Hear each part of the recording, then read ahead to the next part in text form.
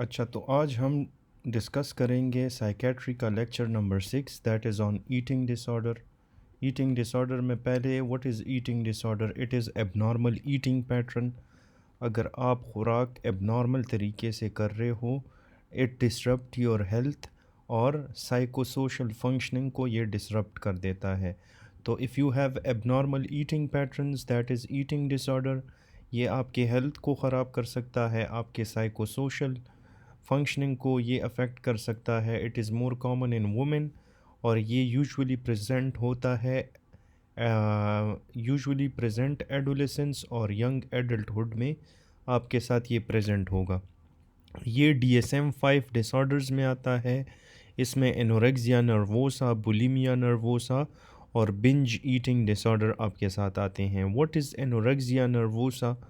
तो diet and exercise की वजह से पेशेंट का लो बॉडी वेट आपको नज़र आता है। Even though she is normal, she is doing excessive exercise and excessive diet, जिसकी वजह से उसका बॉडी वेट बहुत ज़्यादा लो हो जाता है। That is called anorexia nervosa. WHO में BMI का जो टारगेट है वो 18.5 से अगर कम हो तो इसका मतलब है कि the patient is having anorexia nervosa.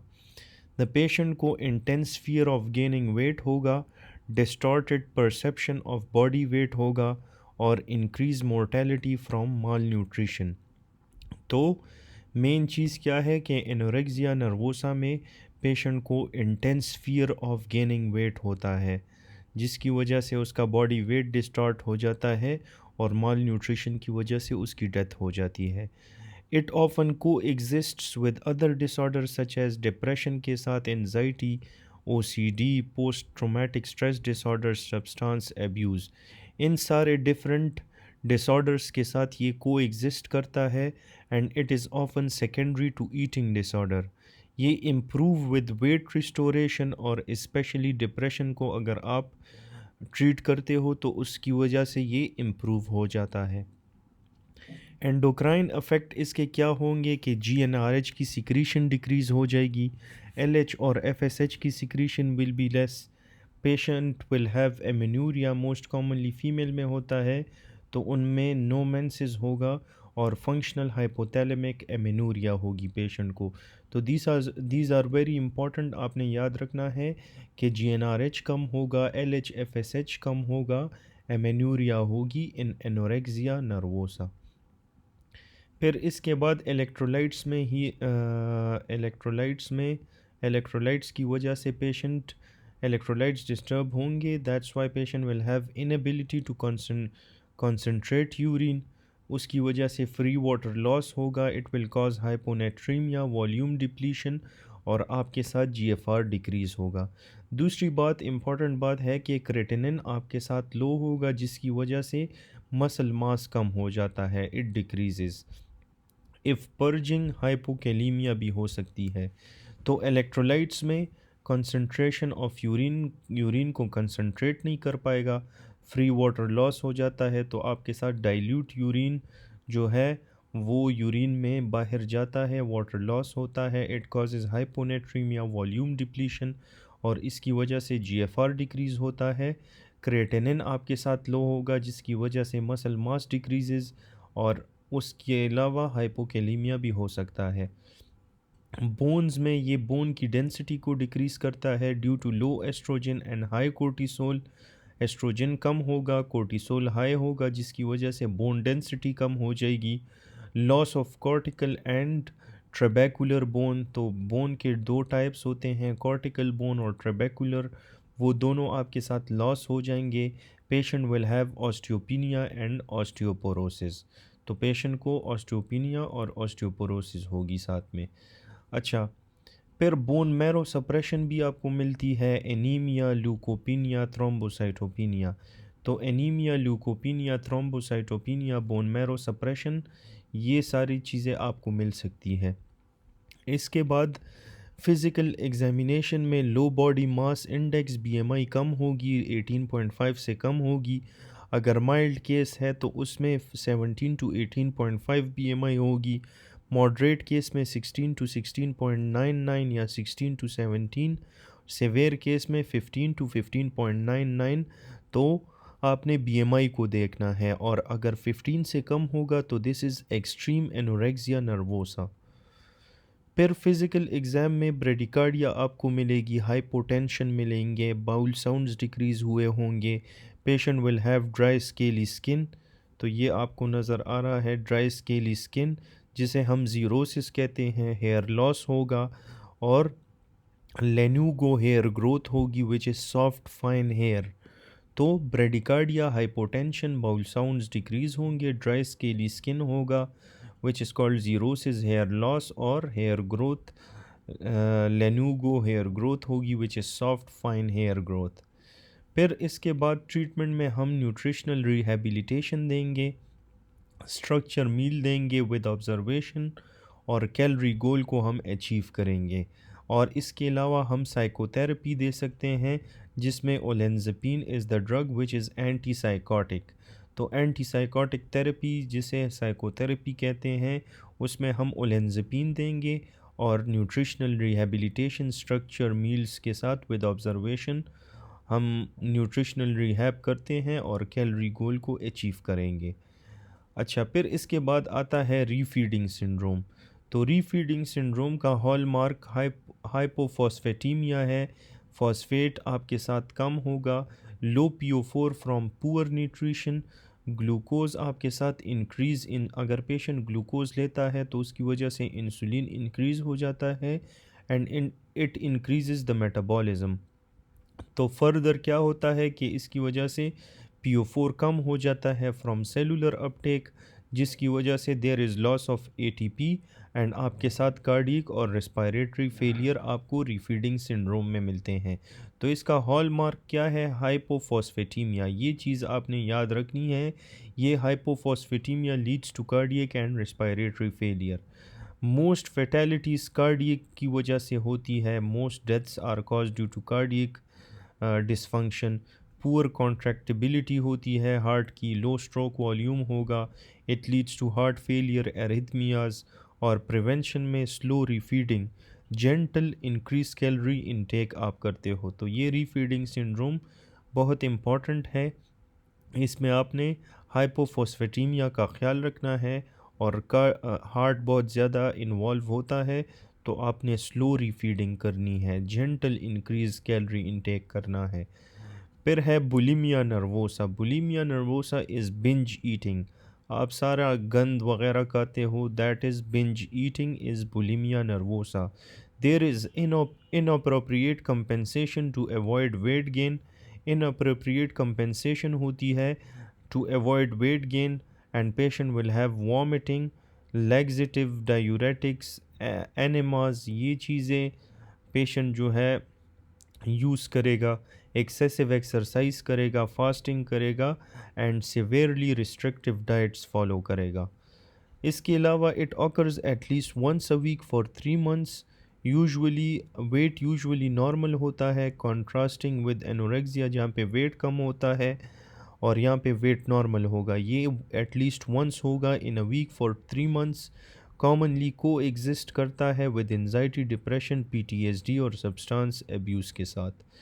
Bulimia nervosa में पर्जिंग कॉम्प्लिकेशन क्या है कि there is contraction alkalosis, loss of potassium होता है, loss of K+, and urinary chloride भी आपके साथ कम होता है। तो कॉन्ट्रैक्शन अल्कलोसिस आपको मिलती है, बुलिमिया नर्वोसा में पोटाशियम लॉस हो जाता है, यूरिनरी क्लोराइड आपके साथ कम होता है। उसके अलावा useful in metabolic alkalosis, unknown cause अगर होगा तो उसमें urinary chloride, it is useful in metabolic alkalosis. Low है, अगर 10 टू 20 से कम है तो it is in vomiting. Vomiting में 10 टू 20 से यूरिनरी क्लोराइड कम होता है। Loss of chloride in gastric secretion, उस केस में गैस्ट्रिक सिक्रीशन में chloride will be lost. High अगर 20 से ज़्यादा होगा, it has many other causes like alkalosis. Classic scenario आपको किस तरह मिलेगा? एक यंग वुमेन होगी, अनएक्सप्लेन्ड मेटाबॉलिक अल्कलोसिस होगा और यूरिनरी क्लोराइड लो होगा, तो इसका मतलब है दिस इज़ बुलिमिया नर्वोसा। इसके अलावा पैरोटिड स्वेलिंग आपको नज़र आएगी, ठीक है। यहाँ पे आपको ये पैरोटिड ग्लैंड नज़र आ रहा है, पैरोटिड ग्लैंड की स्वेलिंग आपको नज़र आएगी या उसकी हाइपरट्रॉफी हुई होगी। और apart from that you will see sialadenosis, sialadenosis, sialadenosis आपको मिलेगी, ठीक है। Sialadenosis, erosion of dental enamel, dental enamel का एरोजन आपको मिलेगा। इसके अलावा important sign is the Russell sign, ठीक है। पेशेंट को स्कार्स होंगे on knuckles from induced vomiting. तो ये पेशेंट इतना ज़्यादा खुराक कर लेता है उसके बाद ये ख़ुद को वॉमिटिंग करवाता है, ये अपने हाथ अपने मुंह में अंदर डाल देता है, ठीक है। तो this patient has scars on the knuckle, इस तरह के स्कार्स होते हैं नकल में क्योंकि उसने ख़ुद को वॉमिटिंग खुद ले आई है। तो that is called Russell sign. तो you will have scars on knuckle from induced vomiting. Bulimia nervosa की ट्रीटमेंट में न्यूट्रिशनल रिहैब देंगे, साइकोथेरेपी और एसएसआरआईज आप दे सकते हो। बिंज ईटिंग डिसऑर्डर क्या होता है, इसमें patient will do binge eating, compulsive over reacting करेगा, excessively large amount of food को वो खाएगा, ऑफन ईट्स क्विकली, बहुत जल्दी खाएगा, और patient feels they lack control, वो फील करेगा that they are lacking control. Patient feels shame, embarrassment, no inappropriate compensation, weight gain होगी, occurs at least once a week for 3 months, ठीक है। 3 मंथ्स के लिए वंस अ वीक ये आपके साथ होगा। बिंज ईटिंग करेगा, कंपल्सिव ओवर ईटिंग होगी, लार्ज अमाउंट ऑफ फूड को बहुत क्विकली खाएगा और लार्ज अमाउंट में खाएगा, और पेशेंट को he will feel that he has no control on eating and he is feeling ashamed and embarrassed. ये ऑकर करता है with other disorder such as anxiety, depression. Studies show high risk of type 2 diabetes. First line treatment में psychotherapy देते हो with CBT, cognitive behavioural therapy. Large clinical effect in trial होगा, greater than medication effect होगा। SSRI is used but less effective. तो binge eating disorder often occur होता है with other disorder such as anxiety, depression. Studies आपको it shows high risk of type 2 diabetes हो सकता है patient को, तो फर्स्ट लाइन में साइकोथेरेपी देनी है और फिर आप एसएसआरआईज यूज़ कर सकते हो but they are less effective. इसके अलावा है आप इसमें लिक्स डेक्साम फेटामीन ये दे सकते हो विच इज़ ADHD स्टिमुलेंट, और उसके अलावा टोपिरामेट दे सकते हो जो सीज़र मेडिकेशन है, तो ये बिंज ईटिंग डिसऑर्डर में आप दे सकते हो। लिस्डेक्सामफेटामीन, टोपिरामेट, और क्लिनिकल ट्रायल्स में increase abstinence from binge episodes, both lead to reduced weight. Apart from that we will discuss the sleeping disorders या स्लीप डिसऑर्डर्स, जिसमें स्लीप फिजियोलॉजी आ सकती है आपके साथ। इसके सेवरल स्टेजेस होते हैं, non REM sleep and 1 and 2 and 3, और REM sleep, rapid eye movement sleep. Unique ECG finding to each phase आपको मिलेगी। जो स्लीप फिजियोलॉजी है, it awake, patient is awake, eyes open, उसमें आपको बीटा वेव्स मिलेंगी, ये बहुत इम्पॉर्टेंट है। अगर पेशेंट अवेक है उसके आइज़ ओपन है तो इसमें बीटा वेव्स मिलती है। Patient is awake and eyes are close तो उसमें आपको अल्फ़ा वेव्स मिलती है। और अवेक आइज़ ओपन होती है तो उसमें लो एम्पलीट्यूड हाई फ्रीक्वेंसी आपको मिलेगी। अगर अवेक है आई क्लोज्ड है तो अल्फ़ा वेव्स है, और इंक्रीज एम्पलीट्यूड होगा, मोर सिंक्रोनमस होगा, ठीक है। तो ये दोनों टाइप ऑफ स्लीप है, एक आपके साथ रेम स्लीप की बात कर रहे हैं, एक नॉन रेम की, ये हम आगे डिस्कस करते हैं।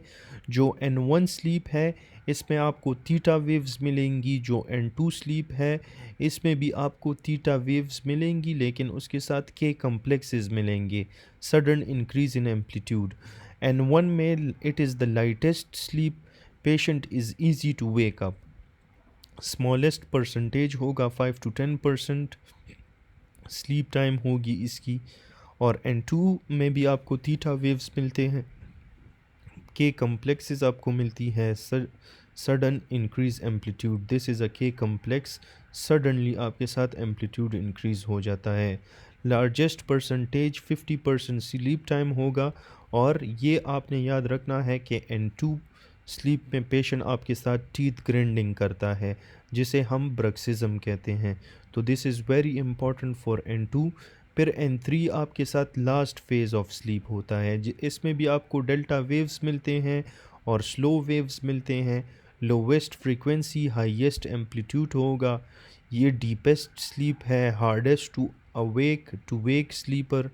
स्लीप वॉकिंग भी इसमें हो सकती है, स्लीप टॉकिंग भी होती है, और बेड वेटिंग भी आपको N3 टाइप ऑफ स्लीप में मिलेगी। फिर रेम स्लीप है। REM sleep is rapid eye movement sleep, जिसमें हमारे साथ एक paramedian pontine reticular formation, this is a centre of the brain that is involved in rapid eye movement sleep. इसमें आपको लो वोल्टेज का pattern मिलेगा, ये आप देख सकते हो, लो वोल्टेज पैटर्न, जिसे हम सॉटूथ पैटर्न कहते हैं। ये सॉटूथ आपको एक एट्रियल फ्लटर में मिलता है। दूसरी बात आपने याद रखनी है कि आपको रेम स्लीप में भी सॉटूथ पैटर्न मिल सकता है। रेम स्लीप में there is loss of motor tone, muscle की पैरालिसिस हो जाती है, और the patient will be dreaming, he will have nightmares, और पीनाइल टूमिसेंस आपको मिलेगी इसमें, पीनाइल टूमिसेंस। स्लीप फिजियोलॉजी में sleep goes through cycles during the night. पहले नॉन रेम स्लीप होती है, फिर रेम स्लीप होती है, फिर नॉन रेम, फिर REM. Repeated during the night, one cycle from non REM to REM about 90 minutes होता है। लेंथ ऑफ रेम जो है वो इंक्रीज़ होता है ड्यूरिंग द साइकिल, और length of N3 decreases during the cycle. ये इसका एक हिप्नोग्राम है, इसमें रेम N1 N2 N3 ये डिफरेंट स्लीप्स आपको दिखाए गए हैं। साइकिल 1 है, साइकिल 2 है, साइकिल 1 अवेक से REM N1 N2 N3। Cycle 2 में जो है आपके साथ रेम से स्टार्ट होता है, और फिर N1 N2 N3 को इन्वॉल्व करता है, फिर साइकिल 3 अवेक, और इस तरह ये आप याद रखें, ठीक है। ये डिफरेंट साइकिल्स हैं on the hypnogram for sleep. Drugs, many drugs आपके साथ स्लीप आर्किटेक्चर को डिस्टर्ब कर देते हैं। N3 और रेम स्लीप जो है वो इसमें percentage decreased by sedative drugs, alcohol, benzodiazepines, barbiturate, इसकी वजह से आपके साथ स्लीप परसेंटेज डिक्रीज़ हो जाती है इन तीनों चीज़ों की वजह से।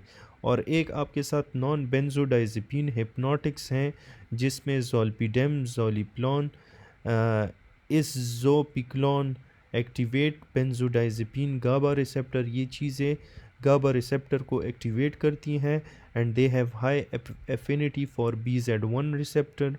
Decrease time to fall asleep, ये स्लीप लेटेंसी को डिक्रीज़ करते हैं, और less affect on sleep cycle than benzodiazepine, इनका लेस अफेक्ट होता है स्लीप साइकिल पे। तो ड्रग्स में ऐसे मैनी ड्रग्स होते हैं स्लीप आर्किटेक्चर को डिस्टर्ब करते हैं। N3 और रेम स्लीप की परसेंटेज डिक्रीज़ होती है by alcohol, benzos and barbiturates. Non benzos hypnotics में ज़ोलपीडेम, ज़ोलिप्लोन और इज़ोपिक्लोन आते हैं, जो गाबा रिसेप्टर को एक्टिवेट करते हैं, और BZ1 के लिए इनकी हाई एफिनिटी होती है, ये स्लीप लेटेंसी को डिक्रीज़ कर देते हैं, और इनका लेस अफेक्ट होता है ऑन द स्लीप साइकिल्स। फिर आपके साथ आता है डिप्रेशन में REMs starts quicker after sleep onset, और इसमें भी आपको रैपिड आई मूवमेंट स्लीप की लेटेंसी आपको डिक्रीज्ड मिलेगी। टोटल रेम स्लीप आपके साथ इंक्रीज़ होगा, स्लो वेव स्लीप आपके साथ इसमें डिक्रीज़ होगी। Sleep rhythms normalise on antidepressant drugs, तो स्लीप रिदम्स आपको नॉर्मलाइज नज़र आएंगे ऑन एंटी डिप्रेसेंट ड्रग्स। तो डिप्रेशन में REM starts quicker after sleep onset, REM की लेटेंसी डिक्रीज़ होती है। Increase total REM sleep, slow wave sleep आपके साथ डिक्रीज़ होती है। ये फिर से इसका एक हिप्नोग्राम दिखाया है, टाइम ड्यूरिंग नाइट और डिफरेंट साइकिल्स, तो इसको पॉज करके यू कैन रीड इट। फिर इसके बाद आता है parasomnias. Parasomnias occur during sleep, there is undesirable physical events होते हैं such as movements, behaviours during the physical events. Parasomnia किसे कहते हैं? ये आपके साथ अनडिज़ायरेबल मूवमेंट, फिज़िकल इवेंट्स होती हैं ड्यूरिंग स्लीप। अनवांटेड एक्सपीरियंस होता है सच एज़ इमोशन या dreams during sleep. Non rapid eye movement related होगा, नॉन रेम के साथ रिलेटेड होगा, और रेम के साथ भी ये रिलेट हो सकता है। इसमें आपको स्लीप पैरालिसिस और नाइटमेयर डिसऑर्डर्स अगर आ गए तो इसका मतलब है it is associated with REM related, rapid eye movement related parasomnia है ये। फिर नॉन रेम डिसऑर्डर्स में disorder of arousal during sleep आता है। तो एरोजल आपके साथ नहीं होता during sleep, occur during non REM sleep, ठीक है। यूजुअली ऑकर इन N3 जो डीपेस्ट स्लीप है, usually occurs earlier in night, patient does not recall arousal activity. Sleep walking आपको मिलेगी, sleep terror, sitting up, screaming, sleep related eating disorder होगा, और इसमें आप ट्रीटमेंट देते हो विद बेंजोडाइज़ेपिन जो N3 स्लीप को डिक्रीज़ करता है। Narcolepsy is an important topic, which is a neurological disorder of the sleep-wake cycle. Sleep during wakefulness होगी इसमें, wakefulness during sleep आपको नज़र आएगी। तो एक ही बात है, न्यूरोलॉजिकल डिसऑर्डर है स्लीप वेक साइकिल का, and it causes excessive daytime sleepliness. सुबह के दिन पेशेंट बहुत ज़्यादा सोएगा। It is caused by decrease neuropeptides in the lateral hypothalamus. Lateral hypothalamus में आपके साथ न्यूरोपेप्टाइड्स डिक्रीज़ होंगे, जिसमें ऑरेक्सिन ए और ऑरेक्सिन बी ये आपके साथ न्यूरोपेप्टाइड्स हैं। ऑरेक्सिन ए को हम हाइपोक्रेटिन 1 कहते हैं और ऑरेक्सिन बी को हम हाइपोक्रेटिन 2 कहते हैं। तो ये दोनों चीज़ें आपके साथ न्यूरोपेप्टाइड्स डिक्रीज़ हो जाएंगी इन द लेटरल हाइपोथैलेमस, और ये नार्कोलेप्सी में it will cause excessive daytime sleepiness. Rarely CSF test होता है फॉर डायग्नोसिस। ऑरेक्सिन ए या हाइपोक्रेटिन 1 लेवल्स आप इसमें देखते हो। डे टाइम स्लीपीनेस आपको नज़र आएगी, fall asleep during day often at inappropriate times. इसमें पेशेंट को स्लीप अटैक्स आएंगे, sudden dozing, not tired when waking in the morning, वो आपके साथ टायर्ड नहीं होगा when he wakes up in the morning. फिर there is cataplexy which is the sudden loss of muscle tone usually affecting the face, neck और knees। तो sudden muscle tone का loss हो जाए that is called cataplexy। इसमें आपको muscle weakness नज़र आएगी which may lead to collapse। There is no loss of consciousness contrast with syncope, or it is triggered by strong emotions, classically laughter or excitement. Sometimes patient will have anger or grief। तो cataplexy is the sudden loss of muscle tone which usually affects the face, neck or knees। There will be muscle weakness and it may lead to collapse। Loss of consciousness आपको नज़र नहीं आएगी, it is triggered by strong emotion, and classically patient will have laughter or excitement, sometimes anger or grief। फिर hallucinations आते हैं which may be visual, tactile or auditory hallucination, usually hypnagogic, ये हमने पढ़ा है पिछले वीडियोस में, occurs when falling asleep, और rarely hypnopompic होता है, occurs when awakening।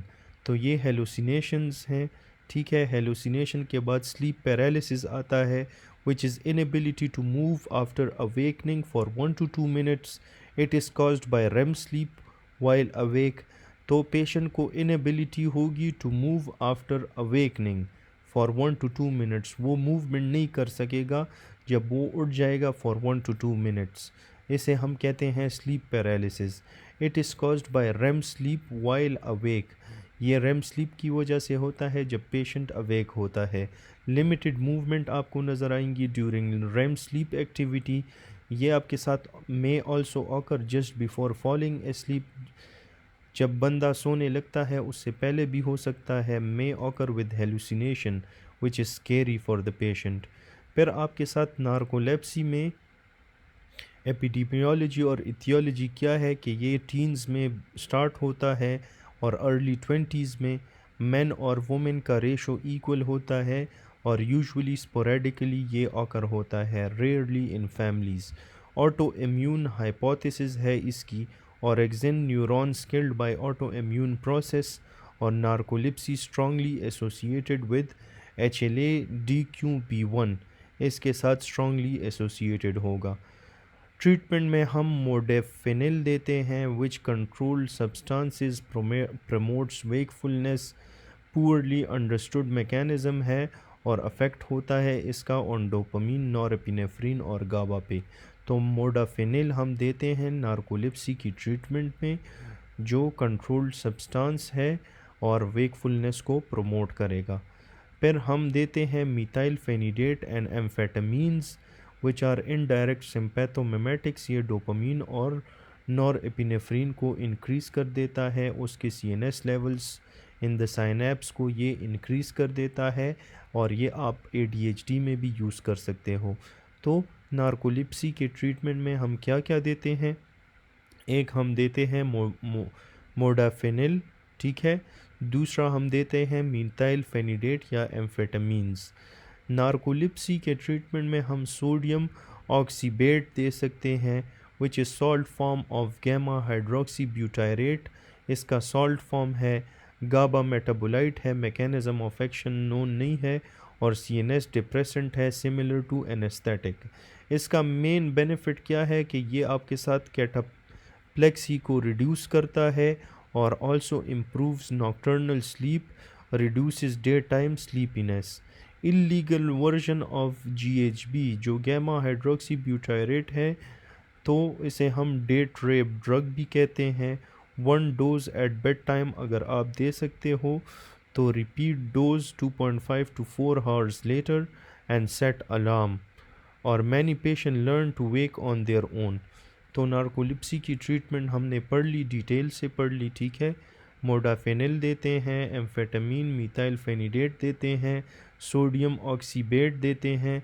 उसके अलावा इनके मेन बेनिफिट्स होते हैं कि कैटाप्लेक्सी को ये रिड्यूस करता है, नॉक्टर्नल स्लीप को ये इम्प्रूव करेगा, डे टाइम स्लीप को ये रिड्यूस करेगा, और ये GHB जो है this is a date rape drug. ये याद रखो कि this is a date rape drug. तो इसको आपने यूज़ करना है, ठीक है। 1 dose at bedtime, repeat the dose 2.5 to 4 hour later. फिर इसके बाद हम पढ़ेंगे about alcohol and CNS depressants. तो इसमें सब्सटेंस यूज़ डिसऑर्डर आता है जिसमें DSM-5 2 और more during 12 months period, tolerance withdrawal आपको नज़र आएगी, टेकन इन लार्जर अमाउंट और over a longer period of time, unsuccessful efforts होंगी टू कट और control use, lots of time spend to obtain use और recover from, craving or a strong desire or urge to use, failure to fulfill obligation at work, school, home, continued use despite social interpersonal problems, social occupation activities given up or reduced, use in situation in which it is physically hazardous or used despite knowledge of having a problem। तो ये सारी चीज़ें आपको कह रहे हैं about substance use disorder.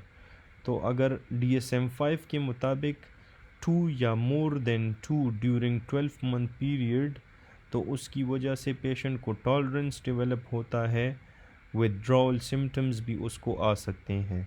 ये larger amount में over a longer period of time अगर एक पेशेंट सब्सटेंस अब्यूज़ करेगा तो there will be unsuccessful efforts to cut down, या उसको कंट्रोल करने के लिए जो अटेम्प्ट्स होंगे दे विल बी अनसक्सेसफुल, और इसमें बहुत ज़्यादा time is used spend to obtain use और रिकवर फ्रॉम।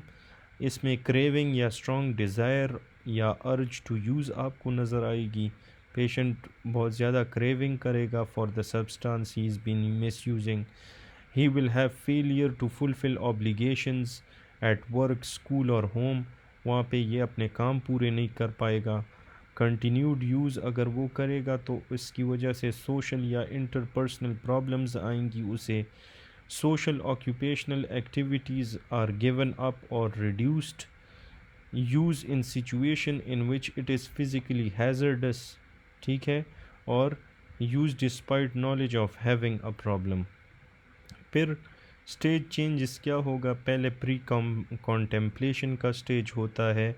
ये प्री कॉन्टेम्पलेशन आपके साथ कॉन्टेम्पलेशन में चेंज होता है, विच चेंजेस इनटू प्रेपरेशन, प्रेपरेशन के बाद एक्शन होता है और एक्शन के बाद मेंटेनेंस, ठीक है।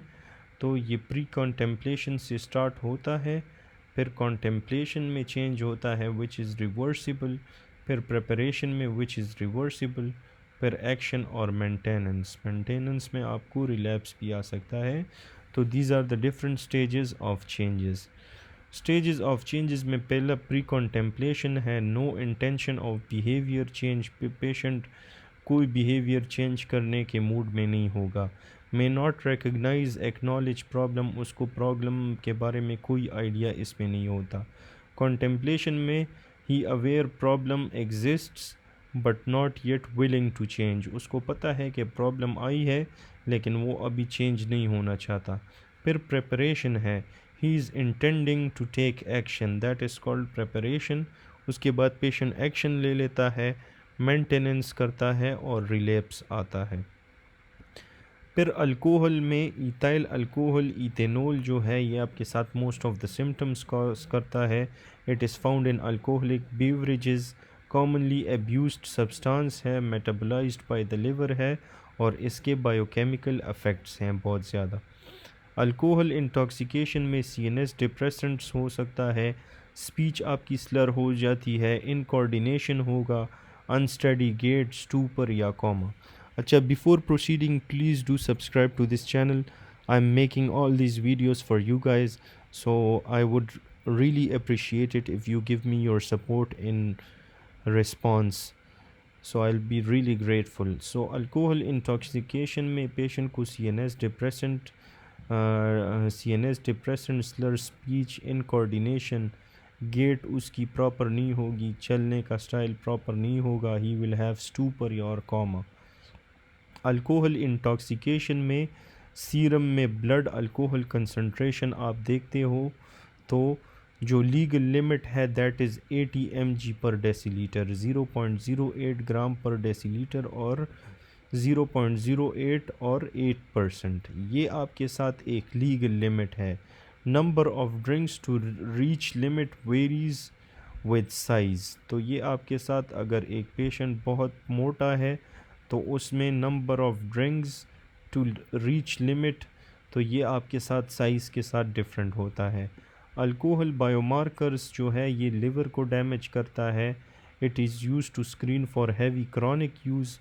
बायोमार्कर्स में गैमा ग्लूटामाइल ट्रांसफरेज हम देखते हैं, abstinence time for return to normal is 2 to 6 weeks, और एस्पार्टेट एमाइनो ट्रांसफरेज देखते हैं जो 7 days में नॉर्मलाइज होता है।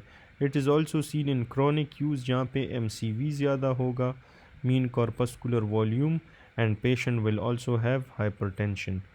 अल्कोहल पॉइजनिंग में वेरी हाई बैक, जो हमने अभी पिछले लेक्चर में पढ़ा, what is back, back is your blood alcohol concentration.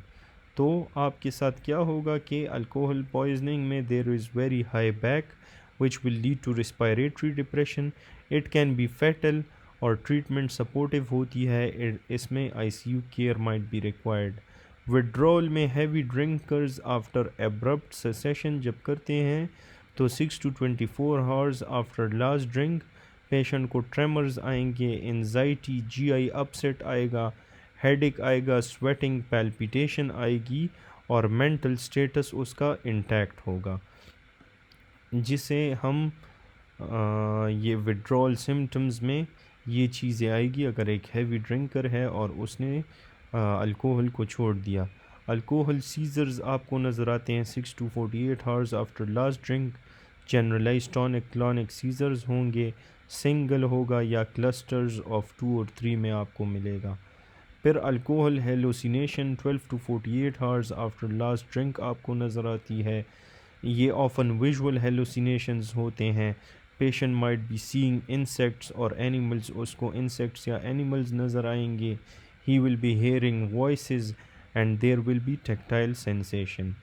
फिर डिलीरियम ट्रिमर्स आपको नज़र आते हैं 72 and 96 hours after last drink. Most severe withdrawal manifestation जो है वो डिलीरियम ट्रिमर्स है. 20% मोर्टेलिटी होती है इन सम केसेस. डिलीरियम ट्रिमर्स में delirium markedly elevated mental status आपको नज़र आएगा. एजिटेशन, फीवर, ड्रेंचिंग स्वेट्स आपको नज़र आएंगे. ऑटोनॉमिक हाइपर एक्टिविटी आपको नज़र आएगी विच इंक्लूड्स टेकिकार्डिया, हाइपरटेंशन, और पेशेंट को डेथ होगा फ्रॉम हाइपरथर्मिया और एरिथमियाज की वजह से. तो डिलीरियम ट्रेमर में पेशेंट को डिलीरियम होगा, मेंटल स्टेटस अल्टर होगा, एजिटेशन, फीवर होगा और स्वेटिंग होगी. हाइपर एक्टिविटी ऑटोनॉमिक जिसमें टेकिकार्डिया, हाइपरटेंशन आते हैं, और डेथ फॉर्म हाइपरथर्मिया और एरिथमिया की वजह से डेथ्स हो सकते हैं. अल्कोहल विड्रॉवल के ट्रीटमेंट में हम बेंजोडाइज़ेपिन देते हैं which improves agitation and it prevents progression. Symptom trigger therapy हम देते हैं जिसमें सीवा स्केल यूज़ होता है which is clinical institute withdrawal assessment for alcohol, जो पॉइंट सिस्टम है for assessing withdrawal symptoms. Withdrawal symptoms के लिए पॉइंट सिस्टम है. रेगुलर असेसमेंट होती है पेशेंट की. Benzodiazepine given if the score is very high. आप बेंजोडाइज़ेपिन देते हो अगर ये स्कोर काफ़ी हाई होता है.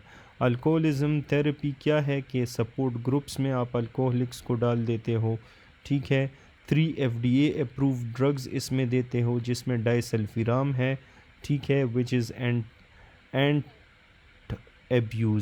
एब्यूज़. इसको आपने एब्यूज़ नहीं करना. ये 3 ड्रग्स जो है ये क्या करते हैं, they reduce the risk of relapse. फिर इसके अलावा नेल्ट्रेक्सोन आप देते हो और एकैम्प्रोसेट. ये 3 ड्रग आप अल्कोहल थेरेपी में, अल्कोहलिज्म की थेरेपी में देते हो.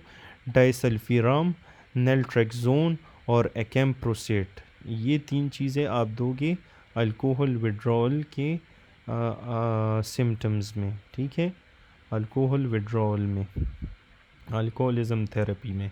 अच्छा, डाइसल्फिराम जो है ये इनहिबिट करता है अल्डिहाइड डिहाइड्रोजिनेस को, तो ये आपके साथ एसिटल्डिहाइड एक्युमुलेट हो जाता है और it triggers catecholamine release, जिसकी वजह से patient might have sweating, flushing, palpitation, nausea, vomiting. ये flushing is very important to remember here. तो डाइसल्फिराम लाइक रिएक्शन जो होता है वो अल्कोहल में इनहिबिट करता है अल्डिहाइड डिहाइड्रोजिनेस को. दिस इज़ अल्डिहाइड डिहाइड्रोजिनेस, इसको इनहिबिट करता है. तो आपके साथ जो एसिटल्डिहाइड है वो आपके साथ एक्युमुलेट होगा, ठीक है. ये इनहिबिट होगा, ये फाइनल स्टेज नहीं बनेगा, तो यहाँ पे एसिटल्डिहाइड जो है ये एक्युमुलेट होगा और इसकी वजह से catecholamine will be released. तो patient will have sweating, flushing, palpitation, nausea etcetera. Naltrexone आपके साथ लॉन्ग एक्टिंग ओपियोइड एंटेगोनिस्ट है, तो ये याद रखना है कि ओपियोइड का एंटेगोनिस्ट नेल्ट्रेक्सोन है. Endogenous opioids reinforce alcohol effects, ये आप ओरली देते हो और रिलैप्स को प्रिवेंट करने के लिए देते हो, and it is also used in opioid abuse. Acamprosate का मैकेनिज़्म इनकम्प्लीटली अंडरस्टूड है. ये आपके साथ NMDA रिसेप्टर को मॉड्यूलेट करता है. अल्कोहल डिस्टर्ब CNS इक्विलिब्रियम को अल्कोहल डिस्टर्ब कर देता है और एक्साइट्रेटरी ग्लूटामेट एक्टिविटी कॉज करवाता है. इनहिबिटरी गाबा एक्टिविटी कॉज करवाता है, ठीक है. और कॉमन साइड इफ़ेक्ट इसका है डायरिया. तो एकैम्प्रोसेट जो है NMDA रिसेप्टर को मॉड्यूलेट करता है और इसमें अल्कोहल CNS इक्विलिब्रियम को डिसरप्ट करेगा. एक्साइट्रेटरी ग्लूटामेट एक्टिविटी ज़्यादा होगी, इनहिबिटरी गाबा एक्टिविटी को ज़्यादा कर देगा. एज अ रिज़ल्ट पेशेंट को साइड इफ़ेक्ट में डायरिया हो सकता है. बारबिटूरेट जिसमें फिनोबारबिटाल, पेंटोबारबिटाल आते हैं, ये एंटी सीजर्स ड्रग हैं और गाबा एक्टिवेटर्स हैं. ये सेडेटिव्स की they were used as sedatives in the past. और ये now they are largely replaced by benzodiazepine. Similar effect to alcohol होता है, सीएनएस डिप्रेसेंट्स है, नैरो थेरेप्यूटिक इंडेक्स है इनका, और ये आपके साथ डेंजरस है यूज़ टुगेदर विद अल्कोहल, अगर आप इसको अल्कोहल के साथ यूज़ करोगे। तो anti scissor drug GABA activators used as sedative in the past now largely replaced by benzodiazepine। Similar effects to alcohol होंगे, narrow therapeutic index और dangerous when used together with alcohol।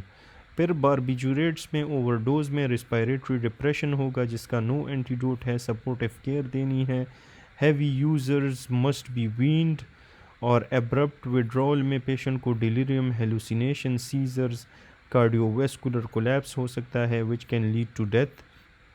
फिर इसके बाद benzodiazepine में diazepam, ऑक्साज़ेपाम और लोराज़ेपाम आते हैं।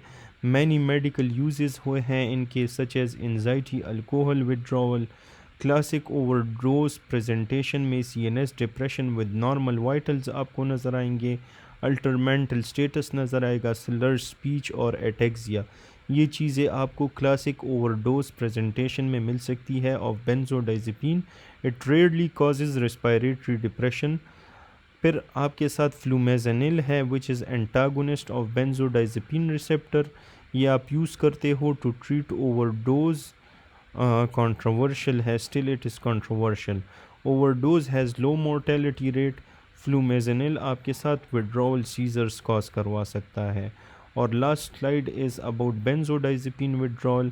ये आपके साथ ऑकर होता है with abrupt cessation in chronic users. Timing depends on the drug. ये आपके साथ लॉन्ग एक्टिंग बेंजोडाइजेपिन जो है, अगर आप लॉन्ग एक्टिंग बेंजोडाइजेपिन यूज़ करोगे तो there will be longer wash out. ठीक है, तो बेंजोडाइजेपिन विड्रॉवल ऑकर होता है with abrupt cessation in chronic users. Timing depend करती है on drugs. Long acting benzodiazepine use करोगे तो लॉन्गर वॉश आउट होगा। पेशेंट को बेंजोडाइजेपिन के विड्रॉवल में ट्रिमर, एंजाइटी, डिप्रेस्ड मूड जिसे हम डिस्फोरिया कहते हैं, ये चीज़ें हो सकती हैं। Tremor, anxiety, depressed mood, hypersensitivity to sensation हो सकती है सच एज नॉइज और टच। पेशेंट कैन हैव साइकोसिस, seizures and it can also be life threatening. तो इसकी ट्रीटमेंट हम किस चीज़ से करते हैं? We do it with benzodiazepines. ठीक है, so that was all about lecture. Hope you liked it, and thanks for watching. Please do subscribe to this channel. See you in the next video.